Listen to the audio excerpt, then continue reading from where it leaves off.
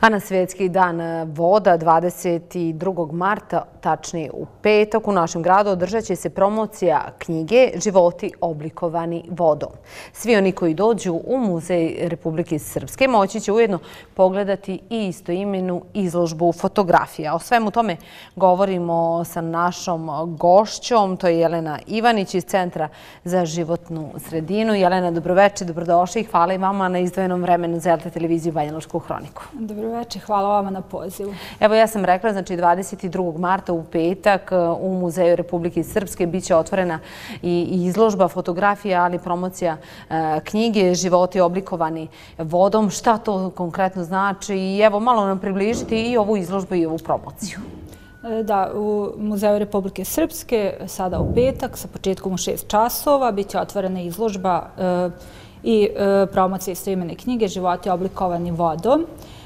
Izabrali smo da to bude na Svjetski dan voda, jer naš nekako cilj i misija Centra za životnu sredinu je u stvari da zaštitimo naše vode i vodotoke, pa samim tim i na taj dan, jako bitan dan, želimo da ukažemo na potrebu zaštite rijeka Bosne i Hercegovine, ali i regiona, jer ovo je ipak regionalna jedna priča. I želimo da ukažemo na potrebu zaštite rijeka i voda i dostupnosti vode za sve građane naših zemalja. Mi nismo ni svjesni koliko smo bogati dok ne odemo negdje van ovih naših prostora, kada vidimo koliko ljudi nemaju mogućnosti pitke vode. Mi imamo izvorišta na svakom, hajmo tako reći, koraku, što bi se reklo. Imamo rijeke koje su čiste, imamo potoke i puno toga, imamo prirodnog dara i prirodnog bogatstva. No, međutim, kakva je kultura naša kada je u pitanju očuvanje i životne sredine i prirode i prirodnih bogatstava, a samim tim i rijeka i voda? Tako je. Mi smo veoma bogata vodom, ali kao građani se nekako, mogu reći, neodgovorno ponašamo prema tom jako bitnom resursu. Mislim da bismo i mi sami mogli da povedemo malo više računa, jer vidimo da su nam rijeke pod velikim pritiskom zbog nepropisnog odlaganja otpada, zatim tu je prijetnja na svakom ćošku od izgradnje hidroenergetskih projekata. I također su nam rijeke postale nekako mjesto gdje u stvari sve vrste otpada dospijevaju, od čvrstog otpada do otpadnih voda.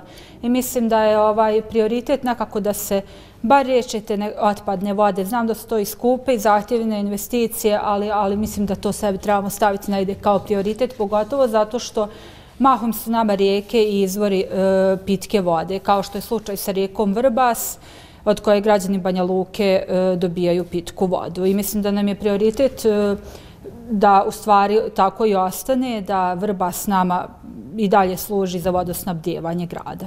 Evo, napomenuli ste to, pričat ćemo i o Vrbasu. Generalno, lokalna zajednica, svjedoci smo toga šta se sve dešava.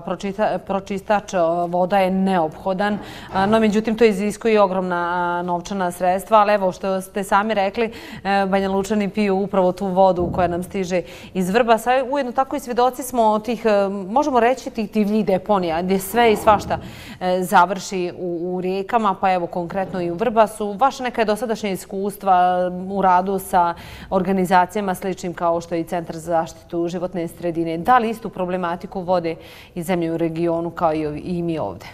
Da, situacija je poprilično slična. Mi smo se udružili u ovu zajedničku priču i pokrenuli smo jednu inicijativu zajedno za rijeke.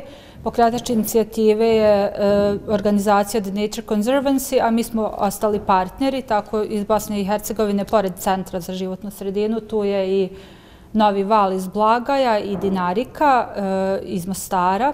Zatim imamo organizacije iz Srbije, Crne Gore, Sjeverne Makedonije i Hrvatske. I nekako smo mi uvidjeli iste probleme koji se tiču naših rijeka i pokušali smo na neki drugačiji malo način da idemo sa tom zaštitom rijeka, odnosno cilj nam je da u nekom određenom periodu da se proglasi zaštićenim određena područja koja su isključivo vezana za rijeke u ovim zemljama.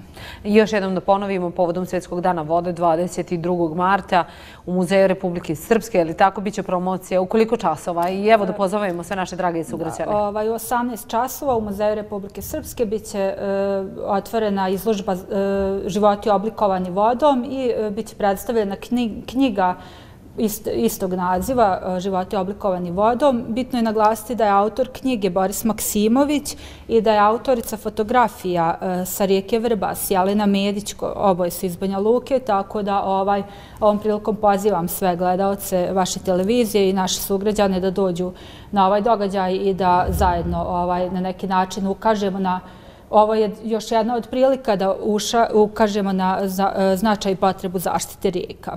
Jelena, hvala puno za ove informacije koje ste podijelili sa nama.